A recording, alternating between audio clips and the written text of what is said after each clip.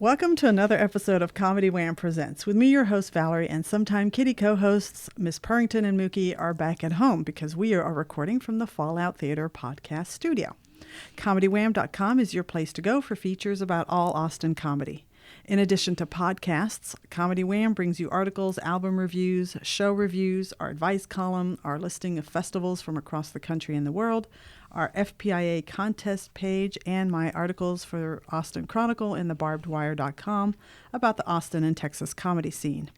Our most popular feature is our events page for live comedy shows in Austin, Houston, and DFW, where 100% of the entries you see come from comics and producers. Click the Submit a Show button from the top of the homepage or events page to fill out the survey to get your show listed. It's free and easy. Tag us on your Instagram stories and we'll share your show promo to our followers. We also offer paid promo pushes on Instagram. Speaking of events, come check out my new passion project show, Improv Vintage, where you bring a vintage item, we play fully improvised scenes, and turn your item into gold, comedy gold. That's our cheesy tagline. Want to support these resources that we provide? You can donate to Comedy Wham on PayPal, Venmo, or even Patreon. Click the Support CW icon on our homepage to see the ways that you can help us. Our podcast was launched in 2016 to bring you funny people and their stories. As a fan, I like to delve into a comic's background and motivations, and will usually take a detour along the way.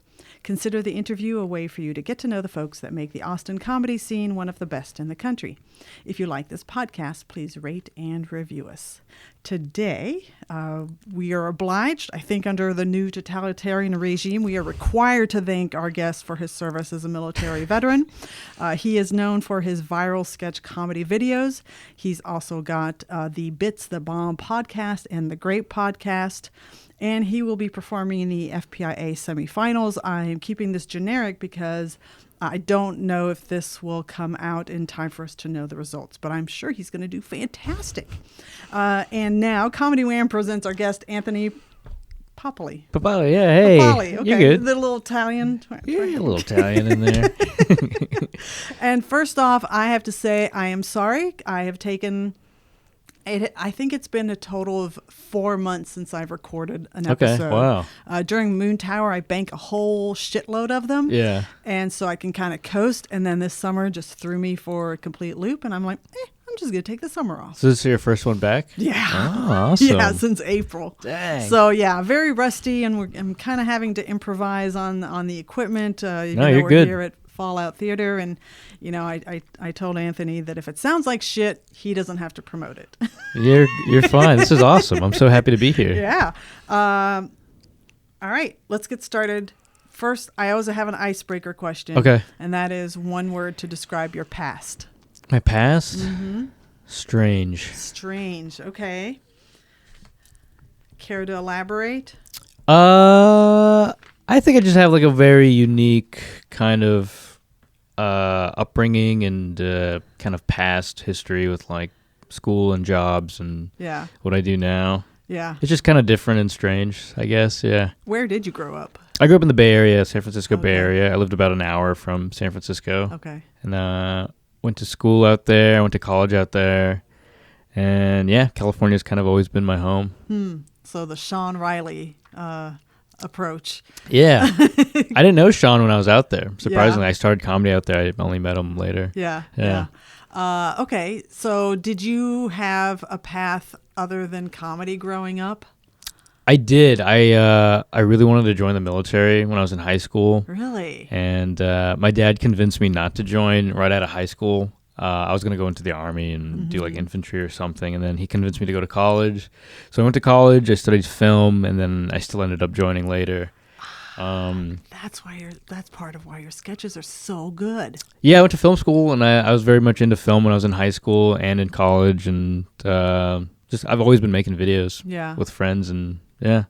Okay, so to me, what I'm hearing is you loved film, but you also wanted to join the military in high school. So how did you think that, had you joined the military at when you graduated instead of when you did, how do you think the love of film would have like worked its way into your life as a military guy? I kind of didn't know. I kind of just took a shot in the dark. I didn't want to, like a lot of film students, once they graduate, they go to LA and they just kind of like work as production assistants, grabbing coffee or kind of just working on the side. I didn't want to do that at all. Yeah. So I joined, and I thought maybe later on in the future I would come back to film, or maybe I would just have a career in the military, and that would be it. So you seemed like it'd be okay either way. Yeah, I was kind of up in the air. I didn't really know what I wanted to do, what I wanted to dedicate my time to. I was kind of all over the place. Yeah. Okay. All right. What role would you say that comedy and laughter had in your life growing up? Sure. I mean, my dad and mom were both very funny. They were making my sister and I laugh, and my dad would always show me like old Robin Williams stand-up specials. I kind of grew up on Robin Williams. Grew up in comedy movies. My parents owned a video store for a good chunk of my childhood, so I just grew up around movies. I'd come home after school, and then we had like a whole room just full of movies that would just pick a new movie, watch a bunch of new movies all the time. So it was around movies and comedy all the time just because of what my parents exposed me to. And when I was younger, my parents were getting divorced, and that was tough. And like I feel like kind of comedy and laughter was like the only thing I really had to kind of get through it. Okay, you'll have to apologize if I get emotional saying this, but to me, it's now the cogs are turning that the reason why you were willing to go either film or and this is me being just an armchair psychologist. Sure. I have no qualifications. Okay. Film or the military is that it sounds like for you, film is like a really emotional thing. Back to your parents, the video store, your dad showing you, film through comedy specials. So that it didn't matter to you. You were always going to have a connection to film in one way or another. Yeah. So that's very fascinating. Yeah. Yeah. Yeah, I didn't really think about it because I always forget that my parents had a video store. Like I rarely bring it up because it was just like a thing that happened, and it was just so normal to me that I didn't realize how much influence it kind of had in my life. That just like every day I was around movies. Yeah. Okay, so I've still got it. I still was able to draw out something from somebody who didn't necessarily think of it. All right, I've got the knack. All right, everybody, I'm back. Okay, so do you remember like I know you said Robin Williams as specials, but do you remember any comedy movies that particularly like stay with you from childhood? Those early days, yeah. I was a big Jim Carrey fan as a kid. I loved Ace Ventura and Liar Liar and all those movies. Yeah, just kind of those classic 90s comedies. I just grew up on that. And Chris Farley and David Spade and like Black Sheep and Tommy Boy. You just, okay. Game over.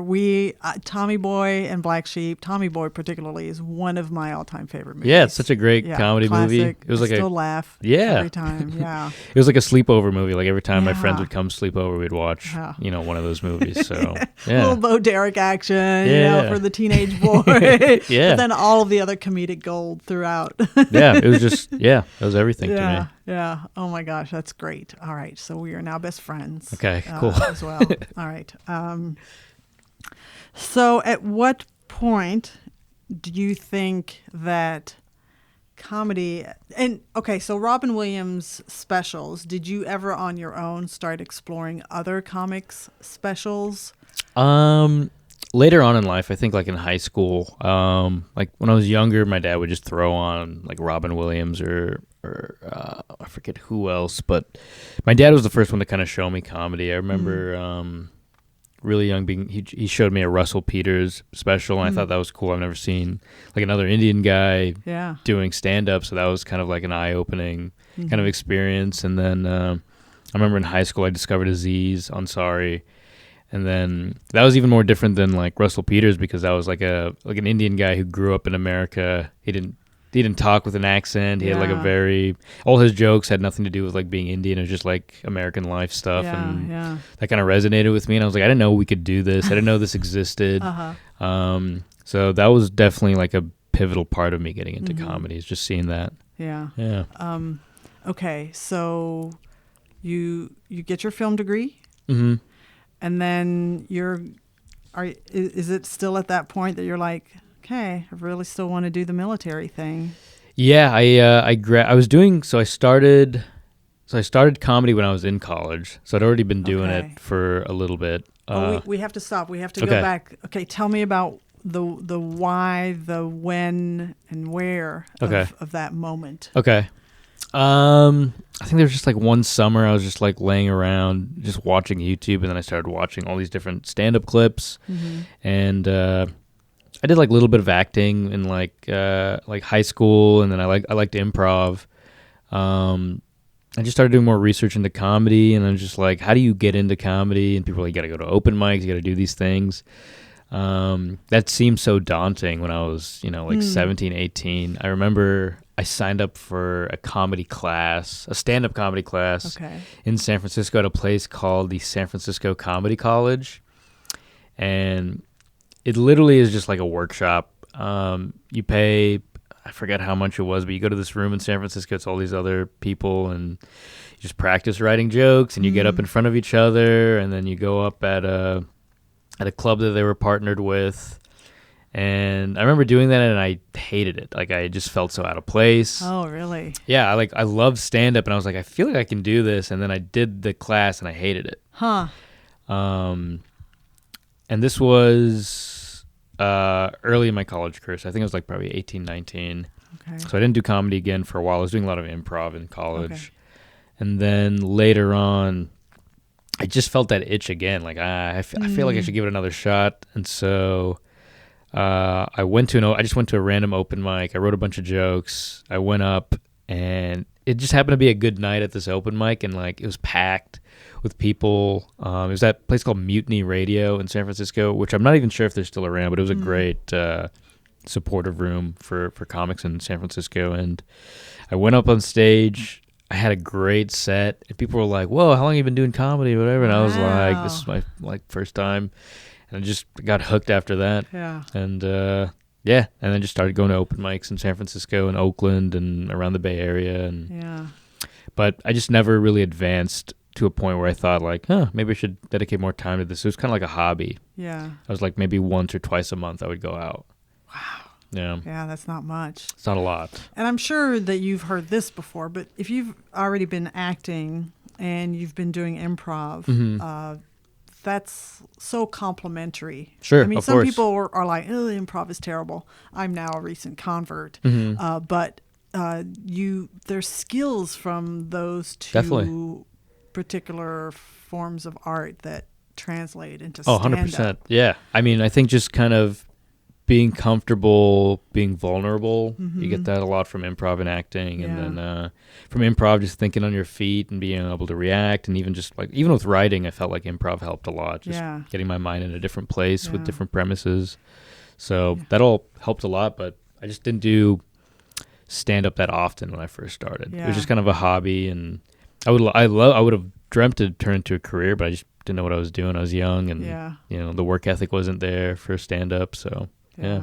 Okay, so then you graduate and just go full into the military. Yeah. So then I graduated. I tried to find a job, try to do different couple things, but nothing really seemed to work out. I was living at home with my parents. Had never lived on my own. So when I went to college, I just commuted to school. Yeah. So I thought like, I'll go join for a few years and live on my own and kind of experience the world in a way. And so I joined in 2017, and then out of boot camp, the first place I got stationed was Honolulu, Hawaii. Oh man. Yeah. The dump. What a dump. It was awesome. It was, I spent a whole year there. I worked on a ship, a pretty small ship, and we just sailed around the islands for a year. God.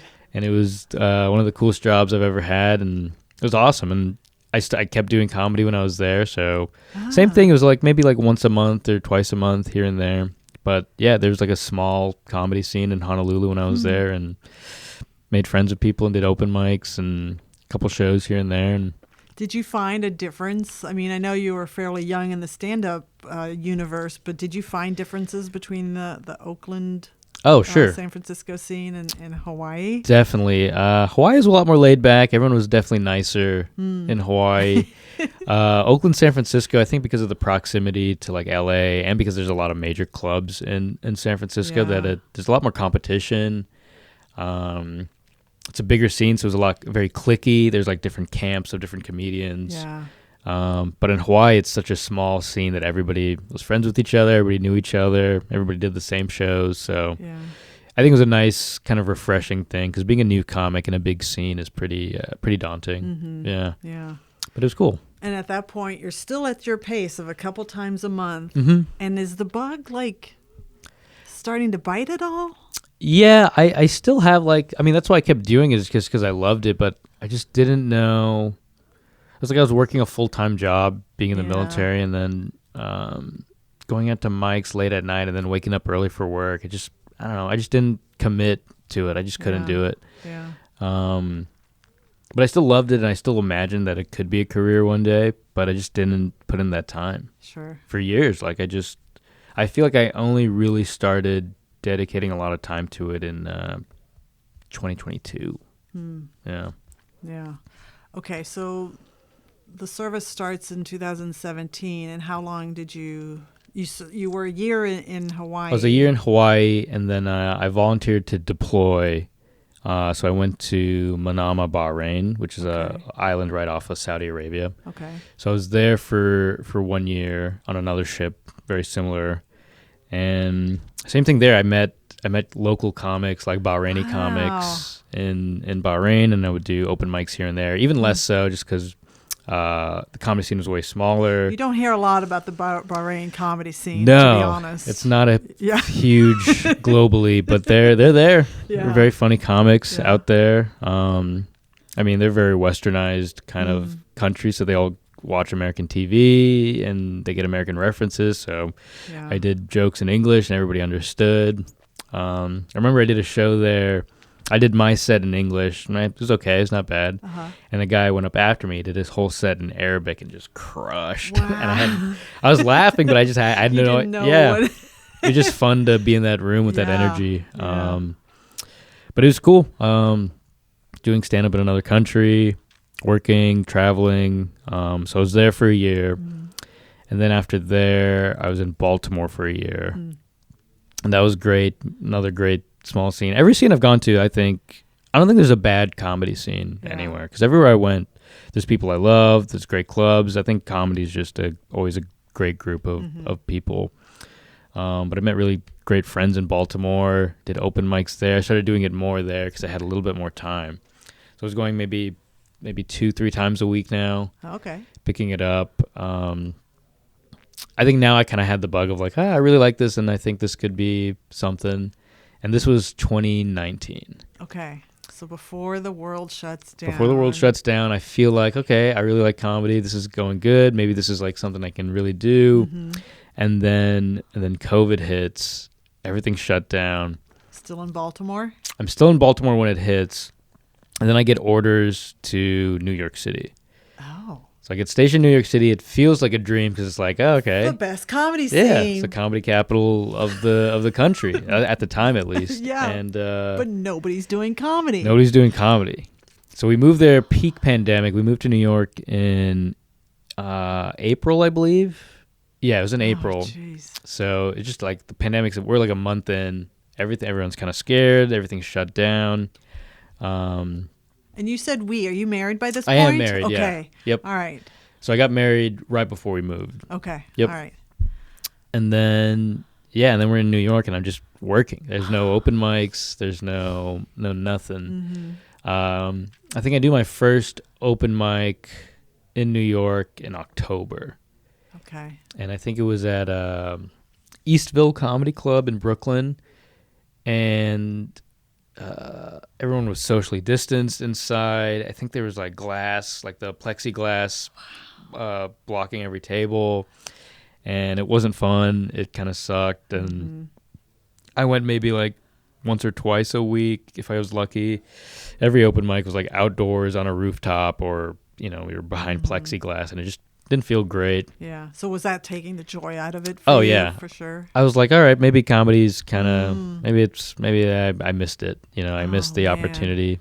So then after that, I just really focused on my military career. Worked really hard. I got accepted into officer candidate school. I became a Coast Guard officer 2 years later after I moved to New York. I got accepted to flight school. Cool. So after New York, I wasn't really doing that much comedy. After I became an officer, they put me in Pensacola, Florida, which is like where naval flight school is. And I'm about to start flight school, but there's like a long wait, you know, to process people through.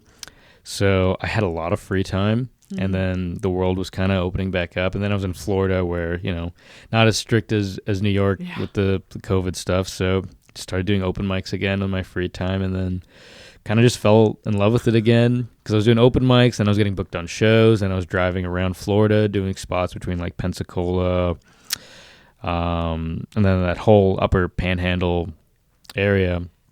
And then I just fell in love with it again. I fell really hard, and I actually just quit flight school. I just Wow. Yeah, I dropped on request because when you go to the military flight school, they make you sign a contract. I think that's different for every branch, but it's between 8 to 10 years that you're committed. Yeah. And I kind of like had a heart-to-heart with myself and decided I couldn't fully say that I wanted to stay in another 8 to 10 years. Like that was too much of a commitment. But I really wanted to give comedy a shot now. Yeah. So I dropped flight school. I told my parents. They were pretty upset. And then I got stationed on a ship in Cape Canaveral, which is right next to Orlando. And so I was there, and I was doing comedy in Orlando and St. Pete and Tampa. Became very good friends with everybody in the scene. Started getting booked a lot. I was just like having fun. My military career started suffering. I was like pretty depressed. Because I would go on the ship, and the deployments were like 3 months at a time. So you'd go out for 3 months, come back for like 2 to 3 months, and I just kind of lost the love for it. My like work-life balance was terrible. And you're also away from at this point, you're really kind of a newlywed, so you're also away from your wife. Yeah, away from family. Yeah. It's a tough job. Like everybody who does it, I have mad respect for everybody, and I think when I was younger, it was easier and more fun, and then once I kind of decided I wanted to do comedy, I kind of like lost the love for it. I was like just crazy depressed, and unless I was going to a show or an open mic, and but eventually that ended, and I got out. But I made friends with everybody in Orlando. So Cam Patterson was in Orlando. Another comic, Tony Wellens. They all moved to Austin. We saw Cam blew up as soon as he got here. Then all these Orlando people started like following. They're like, okay, we can go to Austin, we can blow up, and like it'd be a new level for our comedy career. So all my friends are moving, and I just like, all right, I'm getting out. Let's move. Wow. We moved to Austin, and I've been here since 2023, and I've been loving it. Yeah. Yeah. Okay. Very cool. All right. We're gonna take a pause here. Cool. And we're going to do this card game, which the question just showed up there. This card game. And then we're going to talk about life since you've been in Austin. And I'm hoping I can remember some follow-up questions that I have on this decision to come to Austin. Okay, so this card game is Where Should We Begin? Okay. And for the improviser in you, this is going to be super easy. But basically, Esther Perel is this like world-famous psychologist. Okay. And she... came up with this card game with all open-ended questions, and you're going to point to one of these, and I'm going to read that one to you after you read the other one that you didn't pick to me. Okay. And I'll answer first. So point to the one that you want me to read to you. Let's go right. Okay. All right. So I'll read that one to you. You read that one to me first. And so do it now? Yep. Okay. Let's do it now. The last promise I broke was...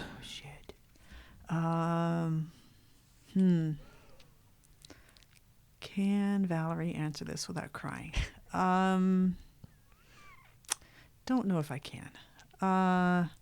So part of the shitty summer that I've had, and I'm not trying to trauma dump on you. No, you're fine. It just is. Sure. I lost my mom. I'm sorry. In June. Okay. It was kind of like, Sure. it was already a bad month. My son broke his wrist, Mm.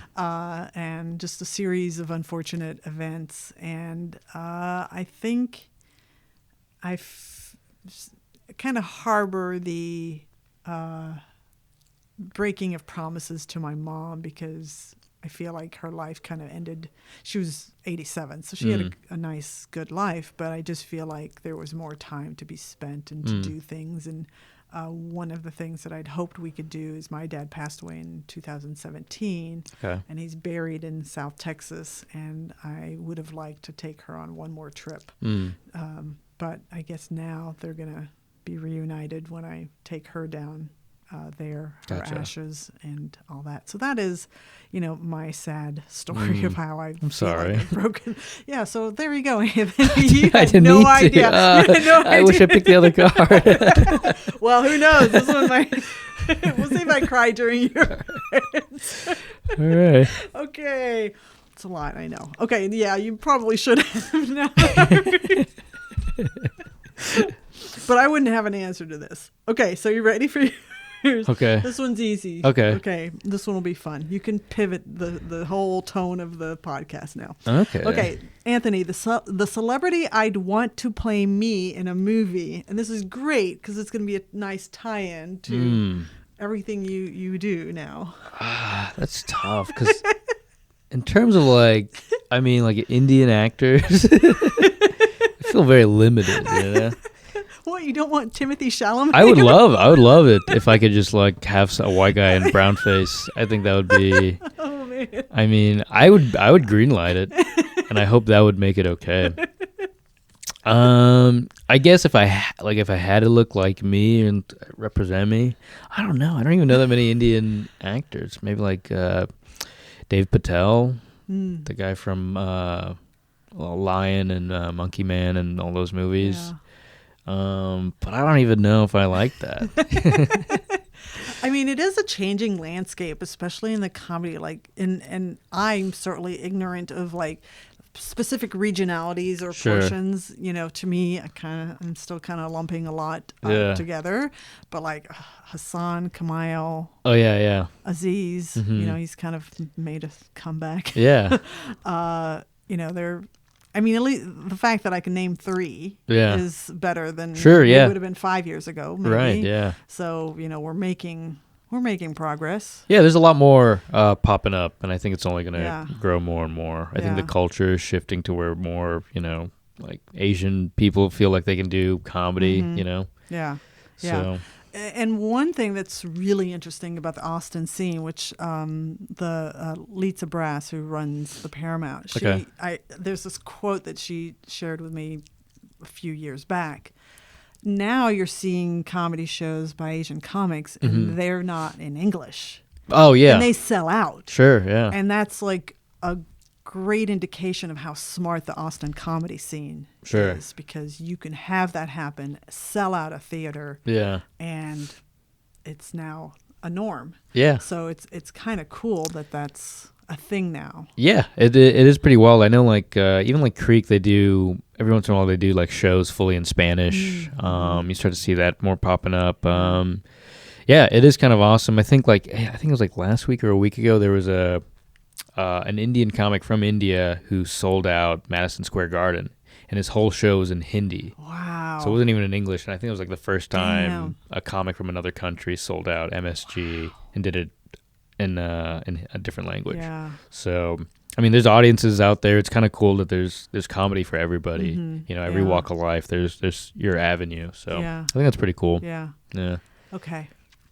Okay, so now let's talk about your decision to move. So part of it is influenced by some fellow Sure. comics in Florida heading to Austin. What was it for you? Was it that, or was it just kind of, okay, it's time to step up for myself? I'm fully committed. You have finally found the thing Yeah. that you want to just throw your energies into. Yeah, I felt like this is what I want to do. I think this would be the biggest regret if I didn't give my all to this. Yeah. And I had already done New York, even though it was COVID, Yeah. and it was pretty expensive. I didn't imagine moving back there. Yeah. I lived in California, so I didn't really want to go to LA. And then Austin was kind of booming, especially at that time. It's still booming now, but I mean, Yeah. post-pandemic, it was like the place to be. Crazy. Yeah, absolutely. So it felt like a good scene to go to and kind of level up, and it was affordable and just seemed like a great move, Yeah. career-wise. Yeah. Yeah. Yeah. So what were some of your first shows and open mics? And were you able to kind of lean into that network of fellow Floridians Oh, yeah. to like get yourself? That I don't think if I moved to Austin without knowing anybody, it would have been a different story. The fact that I moved here and I knew people who were already here thriving really helped. Yeah. Meet people, get introduced, just Yeah. kind of quickly integrate into the scene. I think the first show I did when I was here was I don't know. Oh, you know what? I think the first time I got on stage here was at the Mothership open mic. Oh, nice. Yeah. Wow. So I got okay. on there and I was like, this is amazing. This scene is awesome. And then my first 3 months here were rough. Like, Yeah. even though I knew people, still a lot of competition. The Florida guys were all still relatively new. I was pretty much just going out every night to like Creek, Sunset Strip, just showing my face, hanging out, just watching. This was 23 by now? Okay. This all is right, like fall of 2023. Okay. Wow, you're really a newbie in Austin. Yeah. Okay. I didn't spend too much time here. But the first 3 months was just, walking around, Yeah. not getting booked on anything, doing open mics at I think Rapallo's Pizza had an open mic, so I'd go upstairs there, do that open mic. The Creek mic on Sundays.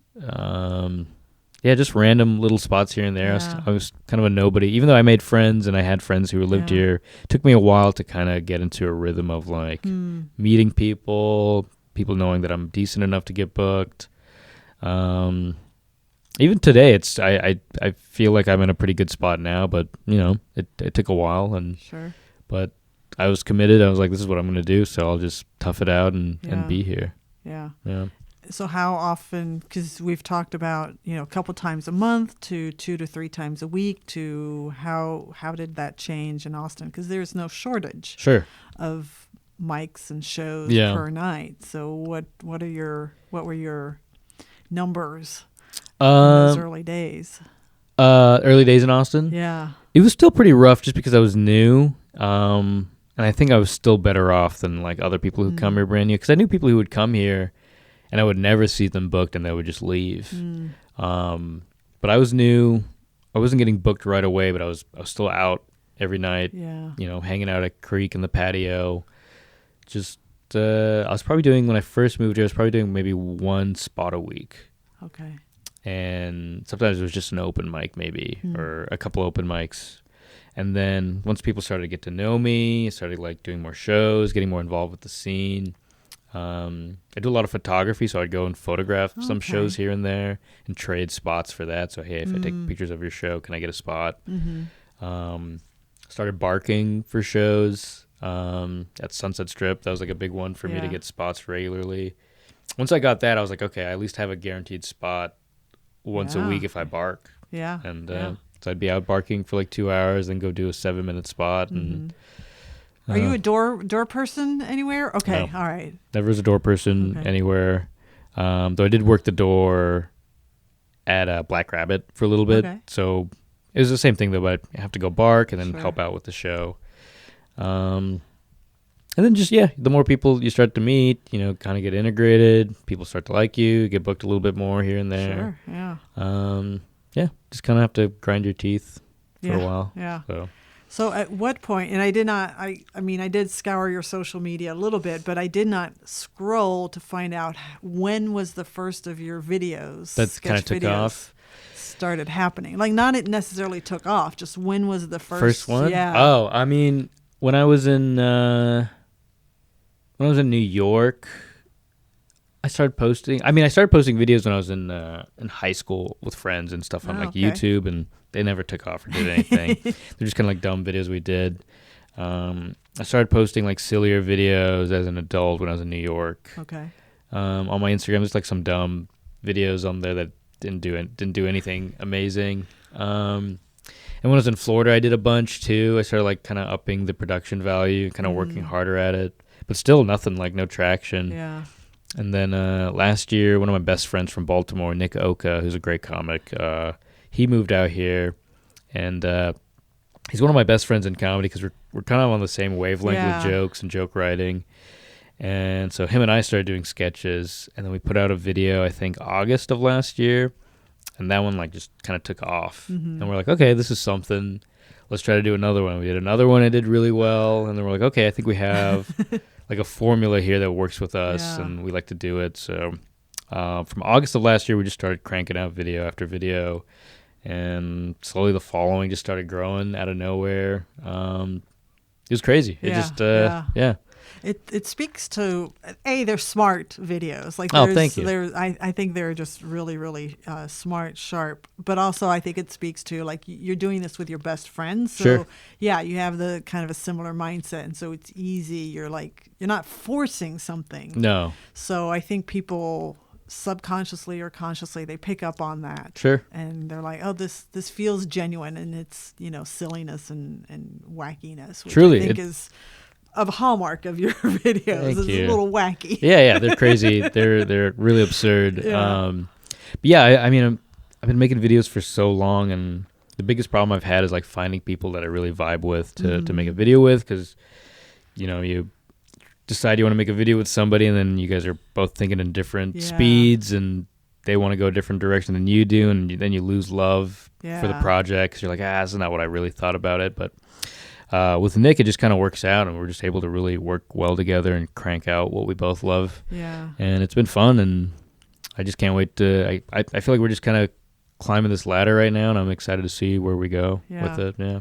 What is your pace of recording and putting out videos? It slowed down a little bit because we started kind of upping the production value of everything we shoot. We were doing about 2 videos a week for a few months.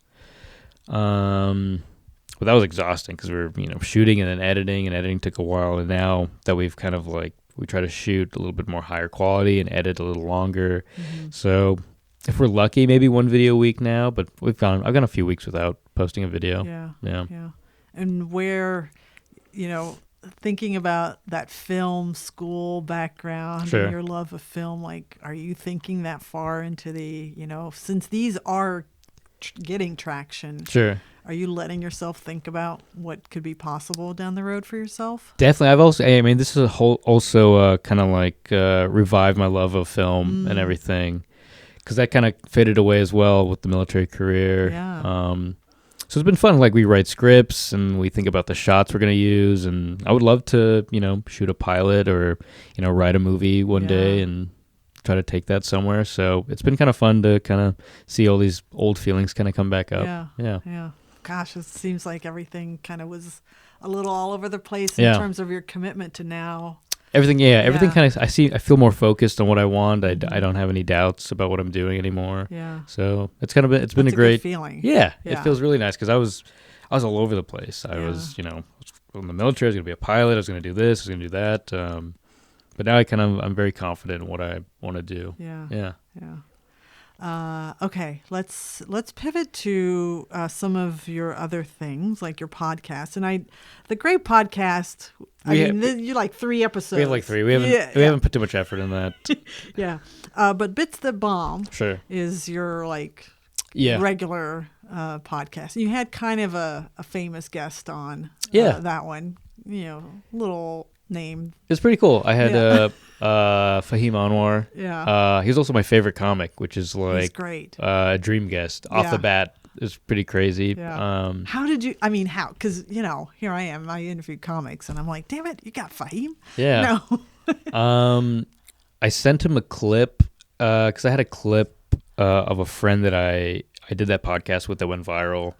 That was really fun. And I sent him that clip, and I was like, hey, I know you're coming to Austin. I have a podcast. We record at the studio.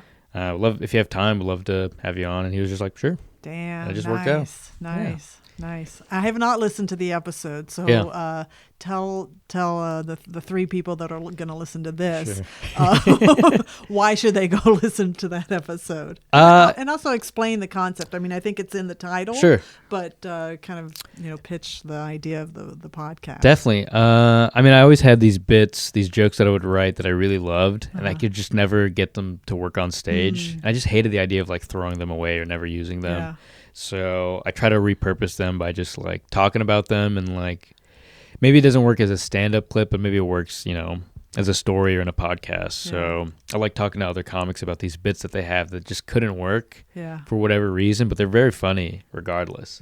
So, and a few people have like they've brought a bit on, and we talked about it, and we ended up realizing it's really funny, and they try it again, and they figure out a new way of telling it. So it's just a funny way to keep old bits alive that you thought weren't maybe great before. So yeah, comics come on, we exchange bits, and we just riff on that, and it's been fun. I haven't done it in a while. I actually haven't done it in probably a couple months, few months. Oh, goodness. Okay. So I do want to get back to it, just because I think it's just such a fun... it's a great concept. Yeah, it was a fun thing to do. It was almost like a writing workshop. But I have to get back to doing that. And not to take away from Fahim, but are there other notable guests? Of course, you've had that you. I mean, mostly episodes. I mean, I just did all my friends in Austin. Just every comic that I thought was funny, and we're friends, and we just have them on, and it was cool to just sit down with your buddies and kind of just riff. Yeah. So Jimmy, if you haven't been on the podcast, you must be Anthony's enemy. So you're probably not clearly. You're probably against me.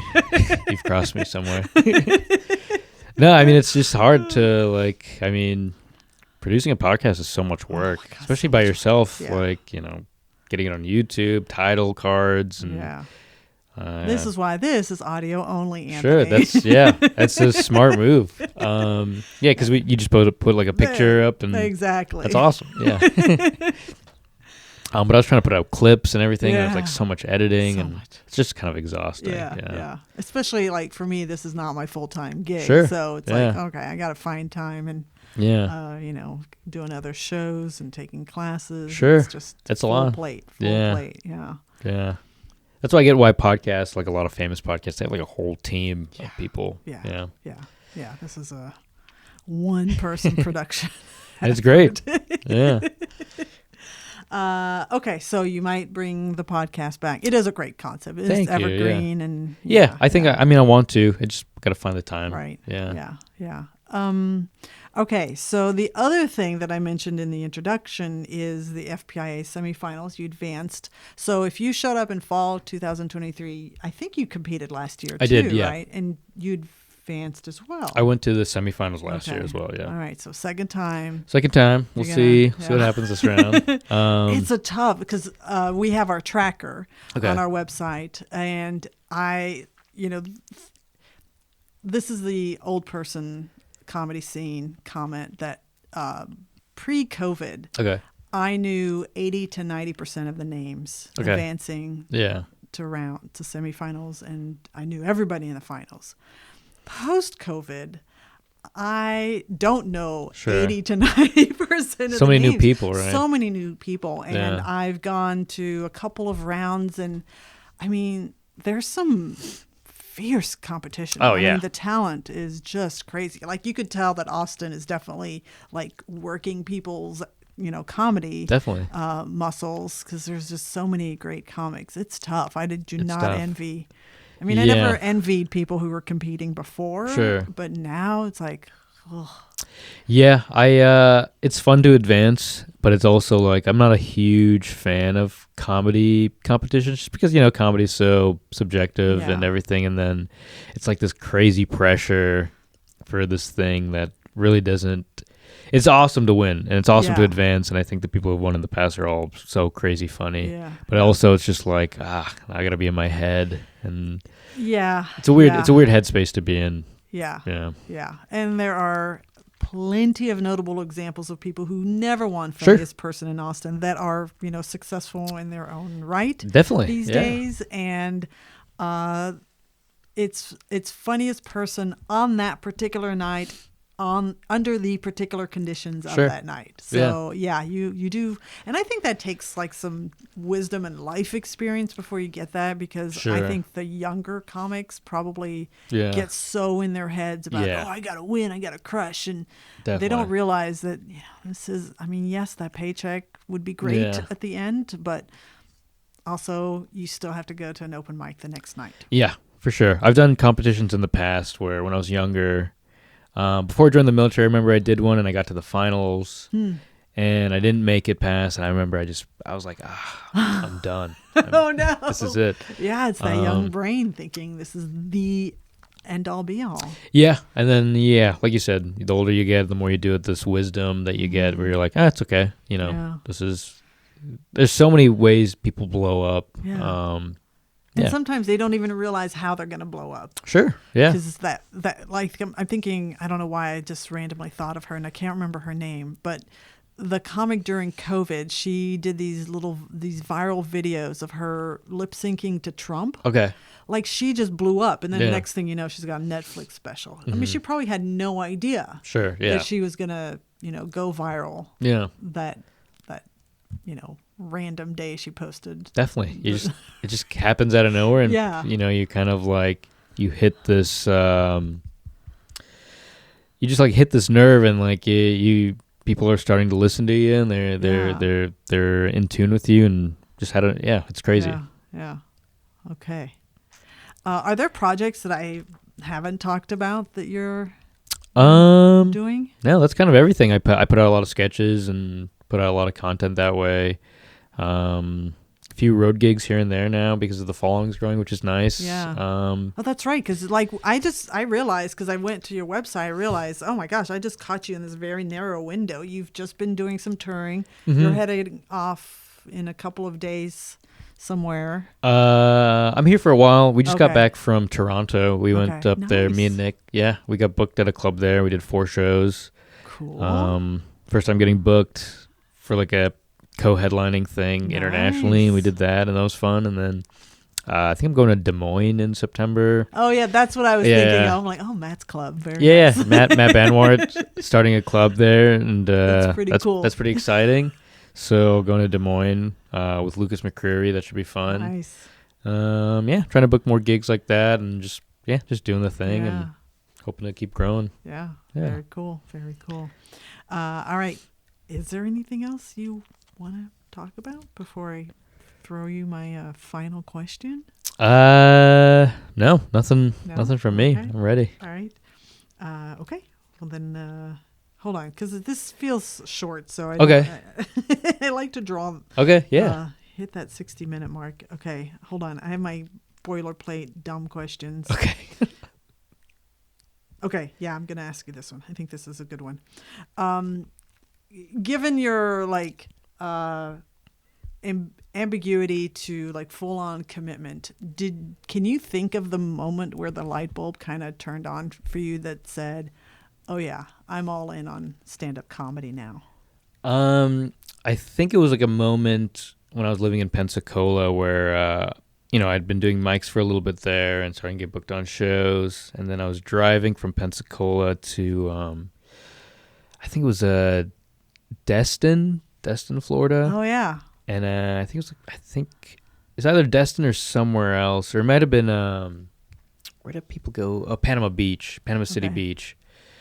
And I think I was listening to a podcast or music, and I was just thinking about comedy, and then I called my wife, and I was like, I think I just told her, I was like, I love this so much, and this is so fun, and I can't believe I'm driving for shows again, and I think I felt my heart not being in the military anymore, and just kind of, I felt like that was like the moment where I was like, okay, we're going to figure this out and kind of do this now. Mm-hmm. But it was that time in Pensacola, just kind of doing comedy again after so long. Yeah. Yeah. I'm going to give a shout out to, this is another, sorry if it comes out as a dig against the young comic brain, but there is a lot to be said for having a partner that you can share these things with, who will support you in this, because I think that relieves a lot of stress. You have like a super supportive partner definitely that can let you pursue your dreams. Yeah. And that you can also bat around. And I don't know if your wife is in the comedy universe at all, but I think sometimes there's something to be said for them not being in the comedy universe, because then they're a little more critical, but also like not critical in a negative way, but they can come at it from okay, I'm an outsider here. Yeah, here's my perspective. Definitely, yeah. A different stuff. perspective definitely helps. I also, when I first started comedy, I was in a long-term relationship, and I didn't feel like I had the freedom to really go do shows and mics, and it was hard to talk to them about, what I was doing, and I think that also played a factor in me being like, I'll just do it a couple times a month as a hobby, just because if the people around you aren't supportive, you try to find an excuse to maybe not do it as much or whatever. But my wife has been, a huge cheerleader for me, just kind of rooting for me, and she always pushes back on certain things, but in a healthy way. And I think that's a huge thing of kind of having somebody in your corner who's that close to you. Yeah. Nice. Yeah. And we got in a shout out for your wife. Yeah, she's great. Okay. All right. Let's ask my official closing question, which is one word to describe your future. One word to describe my future.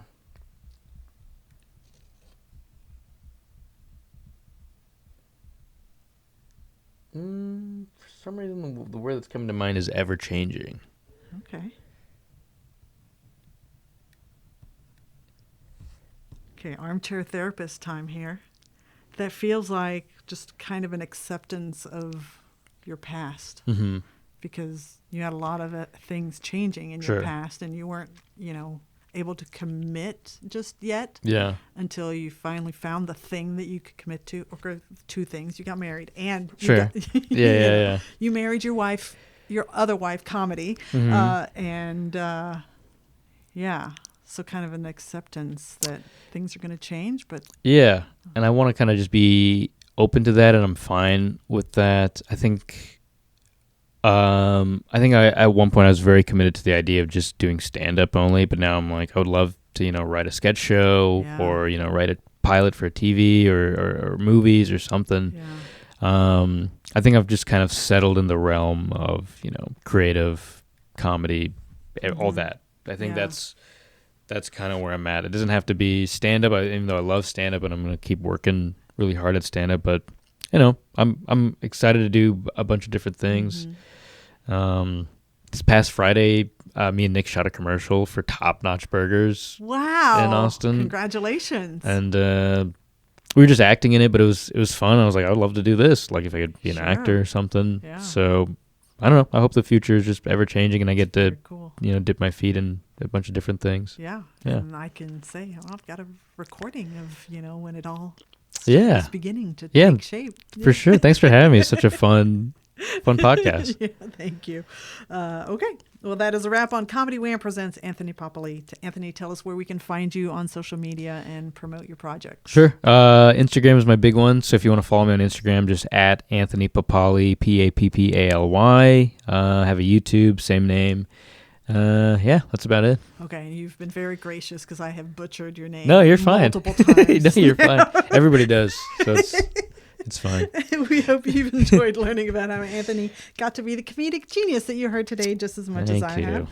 This has been, let's see if I can do it right this time. This has been Comedy Wham presents Anthony Pappaly. Thank you. And Valerie, that's been funny. Thank you, Anthony. Thank you.